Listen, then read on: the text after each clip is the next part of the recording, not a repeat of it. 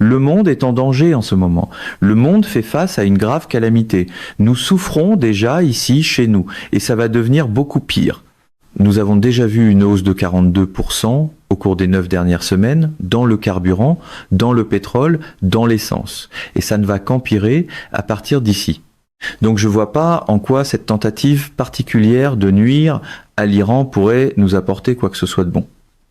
Je pense que cela va créer davantage d'ennemis pour les États-Unis et je ne pense pas que nous puissions l'imposer. C'est au-delà de nos capacités. La décision d'imposer cela est-elle même sage ou est-elle même réaliste compte tenu des Chinois? Eh bien, vous venez de mettre le doigt dessus. Il y a beaucoup de gens insensés à Washington qui, dans un effort pour justifier la campagne, qui a réellement commencé à l'insistance d'Israël et de ses agents de lobbying aux États-Unis, disent que cela va d'une manière ou d'une autre nuire à la Chine et que ce serait donc bon pour nous. Cela me rappelle ces gens stupides au Sénat qui se sont levés et ont parlé du nombre de Russes tués comme si cela était, d'une manière ou d'une autre, dans notre intérêt. Cela n'a jamais été le cas. Ce n'est pas dans notre intérêt de nuire à la Chine. En fait, cela a de très bonnes chances de mener à une confrontation avec la Chine, une confrontation que nous devrions chercher à éviter. Donc non, cela m'inquiète énormément. À un moment donné, nous ne savons pas où se trouvent les lignes rouges de la Chine. Nous avons déjà du mal à définir les nôtres, mais nous ne savons pas exactement ce qui précipitera ou déclenchera une confrontation avec les Chinois. Ils sont patients, s'il y a bien une chose qu'ils sont. Et ils ne veulent en aucun cas une guerre avec nous. Les Russes non plus. Mais si nous poussons cette affaire assez loin, je pense que certains pourraient conclure qu'ils n'ont plus d'autre choix que de traiter avec nous militairement, puisque nous sommes en train de devenir, de leur point de vue, une nation voyoute. Colonel, des informations sont sorties de Washington au cours des dernières 24 heures, selon lesquelles des sionistes américains, menés par Madame Adelson elle-même, font pression de façon agressive sur le président Trump pour qu'il leur donne ce que les gens de Trump ont décrit comme une vague courte mais puissante de frappe contre l'Iran. Puisqu'une vague longue mais puissante de frappe contre l'Iran n'a pas produit le résultat souhaité, qu'est-ce qu'ils pensent accomplir avec une vague courte et puissante ? Eh bien, ce sont sans doute certaines des mêmes personnes qui nous avaient dit qu'après 3 ou 4 jours, l'Iran jetterait l'éponge. N'est-ce pas ? Vous savez, je pense donc que nous devons en tenir compte. Je pense aussi que nous devons examiner la position de Donald Trump en ce moment. Il a le choix entre peut être 2, peut être 3 options. La première option, c'est qu'il se présente devant le peuple américain et dise « J'ai décidé de suspendre toutes les opérations militaires. Cela a produit une crise mondiale pour des millions et des millions de personnes partout dans le monde qui dépendent désespérément des ressources du Golfe et je ne vais pas les punir en raison de nos différends avec l'Iran. Donc je mets fin au conflit, je me désengage et nous chercherons des médiateurs pour nous aider à régler nos différends avec l'Iran. Le problème évidemment c'est que le lobby israélien n'aime pas cela et d'après ce que je peux voir, ils sont encore aux commandes. Et cela signifie que Netanyahou, ultimement, prend les décisions. Deuxièmement, nous pouvons simplement nous appuyer sur ce blocus.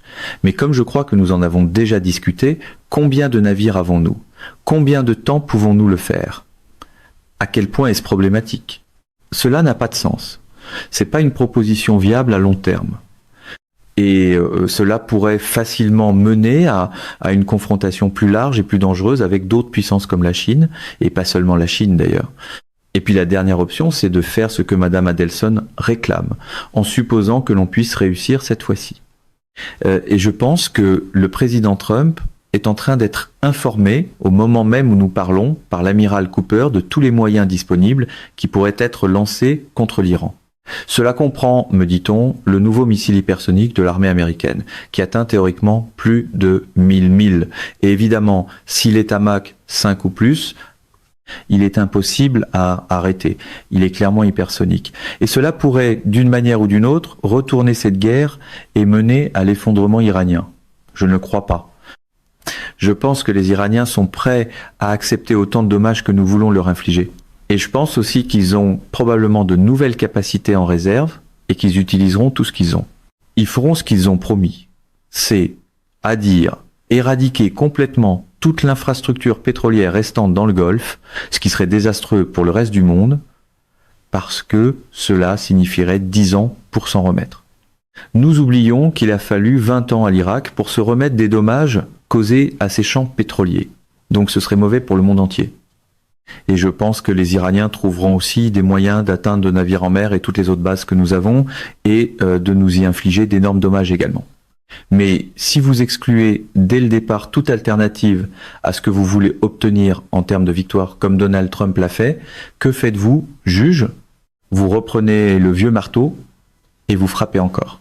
Il y a 2 jours, le ministre iranien des Affaires étrangères s'est rendu à Saint-Pétersbourg, en Russie, où il a été reçu de façon ostentatoire par le président Poutine, qui a passé 90 minutes avec lui, avec le ministre des Affaires étrangères Lavrov, d'autres Russes et d'autres Iraniens.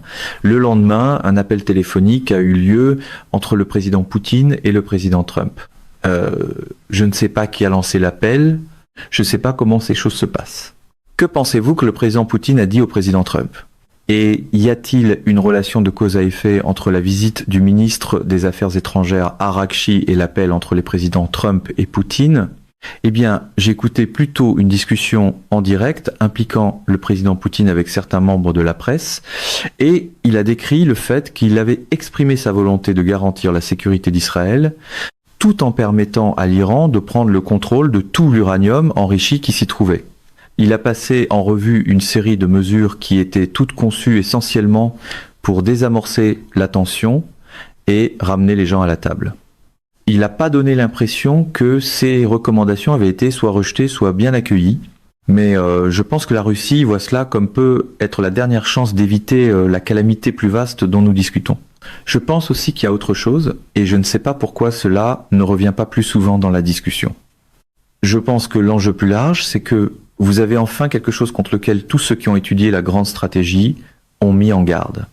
C'est à dire que nous voyons l'Eurasie, et je ne parle pas seulement de la Chine et de la Russie, je parle aussi de nombreux autres pays qui se trouvent sur cette masse continentale eurasienne, conclure que la Chine est un meilleur refuge, si vous voulez, pour leur argent, leur richesse.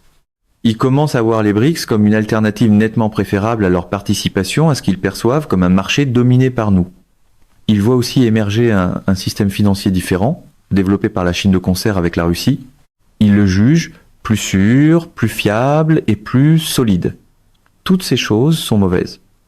Parce que, vous voyez aussi, en coulisses, de nouveaux arrangements de sécurité qui aboutissent à une coalition de puissances militaires pouvant être dirigées contre nous. Je pense qu'à ce stade, quiconque possède une véritable compréhension stratégique doit dire au président « Arrêtez. N'allez pas plus loin, sinon nous nous retrouverons sur un territoire dont nous ne pourrons jamais facilement nous retirer. Et c'est un territoire auquel nous pourrions ne pas survivre. » Mais le président va probablement écouter Madame Adelson et ses collègues, tout comme il a écouté le Premier ministre Netanyahou et ses collègues, notamment David Barnea, le chef du Mossad, lorsqu'ils ont vendu au président Trump, pour parler franchement, une marchandise avariée. Ils l'ont amené à croire que le gouvernement iranien serait renversé par l'éruption spontanée du peuple dans les rues après 86 heures de bombardement. Oui, eh bien, cela a toujours été absurde, mais c'était présenté habilement et bien reçu par le public et Donald Trump. Nous avons un gros problème. Nous voyons le reste du monde à travers notre propre prisme. Nous avons tendance à attribuer à d'autres populations une façon de penser à laquelle nous sommes habitués, mais qui ne s'applique pas vraiment à elles. Je pense que l'expérience stratégique, probablement la plus flagrante de ce genre, qui a eu un impact terrible sur le monde, a été la décision britannique de 1914 d'entrer en guerre contre l'Allemagne.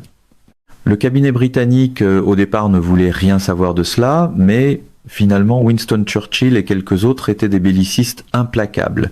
Ils ont dit « Ne vous inquiétez pas de cela. L'Allemagne sera vaincue en un après-midi. La flotte de la marine, dans l'Atlantique Nord, défiera les Allemands en mer du Nord. Les Allemands seront vaincus et cela mettra fin à la guerre. » Qui, saint d'esprit, aurait jamais pu penser une chose pareille? Mais ils sont allés de l'avant et ont déclaré la guerre. Après l'avoir fait, ils ont fait venir Herbert Kitchener, qui était en Égypte, et ils en ont fait le nouveau ministre de la guerre. Il a dit « Que pensez-vous maintenant que vous avez déclaré la guerre ? Ou maintenant que nous avons déclaré la guerre ?» Et Kitchener a répondu « Eh bien, vous allez devoir lever des armées de millions d'hommes. La guerre durera au moins 3 ans, et elle sera gagnée ou perdue sur le continent. » Tout le monde était abasourdi. C'était exactement le contraire de ce que Winston Churchill avait dit. Et puis, lorsqu'il est sorti, tous les journalistes se sont précipités vers lui et ont dit « Monsieur le ministre, ne pensez-vous pas que c'est une décision très courageuse de la part du cabinet britannique ?» Il a répondu « Oh oui, ce sont les gens les plus courageux du monde. Ils viennent de déclarer la guerre à l'armée la plus grande et la plus puissante du monde, et ils n'ont presque pas d'armée à eux. » Eh bien, je pense que nous sommes dans une position très semblable. Nous avons décidé que les Iraniens allaient rester là et encaisser. Ils ne peuvent pas vraiment répondre. Ils n'ont pas d'alternative et ils pourraient être écrasés dans la poussière. Cela n'a pas fonctionné. Cela ne fonctionnera pas. Votre rappel historique au sujet de la Grande-Bretagne et de l'Allemagne vient de provoquer la réflexion suivante dans mon esprit. L'Allemagne, actuellement sous le chancelier Merz, qui a été critiqué par le président Trump ce matin pour quelque chose auquel je n'ai même pas prêté attention, est engagée dans une remilitarisation assez sérieuse, n'est-ce pas ? Je pense que oui. Et si c'est le cas, avez-vous une idée de ce que tout cela signifie ? Eh bien, je pense que c'est exagéré. Encore une fois, ce sont des dirigeants mondialistes qui dominent l'Europe occidentale et ils sont désespérés de maintenir l'hostilité avec la Russie et avec n'importe qui d'autre comme moyen de rester au pouvoir. Je pense que les taux d'approbation de Merz se situent quelque part dans le voisinage de ceux du président Trump. La même chose est vraie pour Macron et Starmer. Ces gens ne dureront pas. Maintenant, lorsqu'il s'agit de verser de l'argent dans la puissance militaire, c'est un énorme problème en ce moment, parce que si vous avez regardé ce qui s'est passé dans l'est de l'Ukraine, et si vous regardez ce qui se passe maintenant dans le Golfe Persique, vous arrivez à la conclusion que vous êtes dans un monde si radicalement différent de celui que nous avons connu pendant 80 ans, que les forces que vous avez ne sont pas les forces dont vous avez besoin. Donc, si vous voulez bâtir une puissance militaire en ce moment, vous avez probablement besoin de 5 à 10 bonnes années pour comprendre exactement à quoi cela devrait ressembler pour déterminer exactement où vos investissements devraient aller. Donc je pense que c'est exagéré. Je pense que la population allemande est plus intelligente et plus raisonnable que cela. Et avant qu'il ne débloque ses fonds pour la construction de ce qui ressemble à une autre force de la Seconde Guerre mondiale, ils vont exiger des réponses. Donc je ne pense pas que ce soit un développement dangereux. Je pense que cela disparaîtra et qu'à la place vous obtiendrez quelque chose de beaucoup plus raisonnable. Je pense que les Russes le savent, même s'il n'est pas dans leur intérêt de le minimiser. Mais néanmoins, ce que les Russes ont fait, ce que les Iraniens ont fait, ces choses sont si différentes de ce que nous vivons à quelques niveaux, que ce soit que dire que vous allez avoir la plus grande armée du monde dans 10 ans, sans comprendre à quoi elle devrait ressembler, est stupide. À quel point un budget du département de la défense de 1,7 billion de dollars par année est-il dangereux ? C'est ridicule. Parce que tout cela va dans la même vieille force. Et bien sûr, les gens sur la colline feront de petites remarques spirituelles et des remarques sarcastiques à ce sujet, mais ultimement, leur principale préoccupation est d'envoyer l'argent là où il est toujours allé. Tout tourne autour des flux d'argent à l'intérieur du Beltway. Si vous demandez à quelqu'un au Sénat et à la Chambre quel est votre travail, ils vous diront tous la même chose. Je suis ici pour dépenser de l'argent. Imaginez dire cela aux Américains il y a 100 ou 200 ans. Ils vous auraient regardé comme si vous étiez fou. Mais 250 ans plus tard, c'est ce qu'ils pensent être leur travail. Donc si vous allez sur la colline et que vous dites nous n'allons plus construire de navires de cette classe particulière, c'est un gaspillage d'argent. Au fait, nous n'allons plus construire d'aéronefs pilotés dans cette catégorie. Ils vont dire attendez une minute, mais vous ne pouvez pas faire cela. Il y a des chaînes d'assemblage dans mon district qui dépendent de ces choses. Et bien sûr, les industries de la défense seront sur le pas de la porte de tout le monde en disant « cela va nous briser, nous ne pouvons pas nous adapter, nous ne pouvons pas faire cela ». mais c'est ce qui est nécessaire et c'est là que nous nous dirigeons. Ils ne seront jamais capables de dépenser les billions de dollars qu'ils veulent. Nous sommes au bord d'une grave et gigantesque crise financière.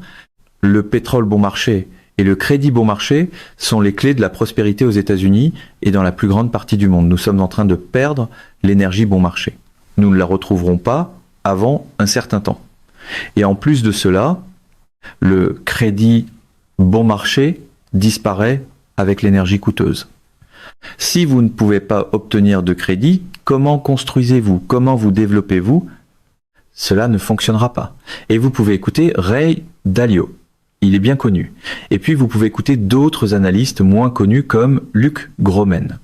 Il y a tellement de bonnes personnes là-dessus. Eh bien, Dalio est formidable. Il est d'accord avec vous sur tout ce que vous avez dit. Je veux dire, plus le gouvernement emprunte, plus il coûte cher d'emprunter et plus le gouvernement doit emprunter de l'argent afin de payer les intérêts sur l'argent emprunté. Et cela, évidemment, est une recette pour le désastre. Je veux revenir à ceux qui fuyaient de Washington hier soir et vous et moi avons échangé des textos à ce sujet. Non seulement le lobbying de Madame Adelson et non seulement l'appel téléphonique Trump-Poutine, mais apparemment aussi un appel Poutine-Netanyahou. Maintenant, le président Poutine a-t-il un levier sur le Premier ministre Netanyahou? Qu'aurait-il dit à Netanyahou? Et Netanyahou, comme d'habitude, dit-il, ne me dérangez pas, où est-ce qu'ils s'entendent? Je ne pense pas que Netanyahou lui ait dit j'ai d'autres choses auxquelles penser. Je suis sûr qu'il a écouté. Et le président Poutine a essayé très fort de coopérer avec Israël et de l'accommoder. Il a essayé de le faire sans en même temps nuire à ses relations avec les nombreux États et puissances islamiques qui entretiennent de bonnes relations avec la Russie. Et je pense que le président Poutine a dit, écoutez, si nous arrivons à un accord avec l'Iran, nous devenons co-signataires. En d'autres mots, je signerai, le président Xi signera, d'autres grandes puissances signeront, et nous ferons tout ce que nous pouvons pour assurer votre sécurité. Je pense que c'est probablement ce qu'il a dit. Maintenant, quels sont les détails de ces accords? Je n'en ai aucune idée. Le problème pour le président Poutine, c'est que le président, ou monsieur Netanyahou, le Premier ministre, a maintenant quelque chose qu'il n'a jamais eu auparavant et qu'il n'aura probablement jamais de nouveau. Le contrôle complet des forces armées des États-Unis, ainsi que l'allégeance et l'obéissance absolue du président des États-Unis et du Congrès à tout ce qu'il veut. Il doit utiliser cela. Pour Israël, c'est une proposition du type l'utiliser ou le perdre. Soit il nous ramène dans la guerre, utilise tout ce qui nous reste, soit ils peuvent aussi bien jeter l'éponge parce qu'ils commencent à comprendre chez eux qu'ils ne peuvent pas réaliser le projet du Grand Israël. Ils ne peuvent pas continuer comme ils l'ont fait en traitant tous leurs voisins et les habitants de la région comme des animaux, comme des sous-hommes. Cela ne fonctionnera pas. Donc, soit vous gagnez maintenant avec la puissance militaire américaine, soit vous êtes fini. Et je pense que c'est ce qui se trouve dans l'esprit de M. Netanyahou. Voici un enregistrement fait par un jeune homme fascinant peu de temps avant qu'il soit tué, avec une déclaration très articulée sur les dangers de bombarder les capacités nucléaires de l'Iran. Pour être très honnête avec vous, c'est quelque chose contre lequel je suis. Je ne pense pas que nous devrions bombarder les installations nucléaires iraniennes. Je ne le pense tout simplement pas. Je crois que ce serait une énorme erreur. C'est un acte de guerre contre un grand pays. Si vous entrez en guerre contre la Perse, cela fera tomber votre pays. Le peuple américain ne s'est pas mobilisé en grand nombre, parce que nous voulons une guerre avec l'Iran. Cela n'a jamais fait partie de l'entente. D'accord? Ce n'était jamais, et America First, nous allons faire toute une série de frappes ciblées sur le territoire continental de l'Iran. Donc, c'est là que je dirais que ce serait une erreur catastrophique. Pourquoi croyons-nous cela? Nous avons tellement de problèmes pressants chez nous, et nos dirigeants sont obsédés par l'international et ignorants sur le plan intérieur. Obsédés par l'international et ignorants sur le plan intérieur. Je pense que beaucoup de gens qui ont voté pour Donald Trump sont d'accord avec ce que Charlie Kirk vient de dire. Non, Charlie reconnaissait la vérité selon laquelle aujourd'hui, et pour l'avenir prévisible, franchement, Il n'y a rien de plus important à l'étranger que ce qui se passe à l'intérieur de notre pays. Il le savait. Et c'est tout le problème avec Israel First, qui est là où nous en sommes maintenant. Nous sommes l'administration dite Israel First, et nous sommes déterminés à faire d'Israel First une réalité à l'échelle mondiale. Cela ne peut pas se faire. Cela va mener au désastre pour nous, et je pense, ultimement pour Israël. Donc non, je pense que Charlie avait absolument raison, et il est tragique qu'il ait payé le prix ultime, je suppose, pour ses points de vue. Je ne sais pas comment expliquer autrement cet assassinat étrange. Mais encore une fois, aucun d'entre nous ne sait vraiment comment quelqu'un d'important a été tué au cours des dernières années. C'est vrai, notre collègue Larry Johnson est prêt à témoigner pour la défense du jeune garçon accusé en disant qu'il lui était impossible d'avoir tué Charlie. Mais c'est une autre histoire pour une autre fois.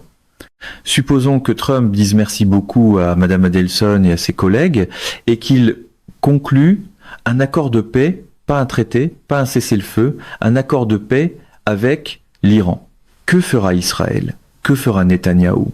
Eh bien, il y a des Israéliens qui ne sont pas d'accord avec Netanyahou et il y a des figures juives importantes aux États-Unis et en Europe qui ne sont pas d'accord avec M. Netanyahou. Et je pense que si elles avaient leur mot à dire, si elles étaient élues ou nommées, je suppose qu'elles pourraient essayer de transformer Israël en un pays normal, au sens où l'ambassadeur Freeman en a toujours parlé dans le passé, un pays où l'on coopère et où l'on vit avec ses voisins, en faisant les adaptations nécessaires pour y parvenir. Mais je pense que c'est peu probable, franchement, pour les raisons que j'ai déjà énoncées, donc je pense pas que nous allons voir cela se produire. Je crains que si tout cela échoue, alors je soupçonne qu'Israël pourrait échouer. Vous pourriez finir avec un État palestinien et cela inclurait Israël plutôt qu'une solution à deux États dont d'autres personnes discutent. Je pense que cela devient de plus en plus improbable. Les États du Golfe vont-ils quitter l'Empire américain? Je veux dire, il ne reste plus grand-chose là-bas, n'est-ce pas? Ils l'ont déjà fait.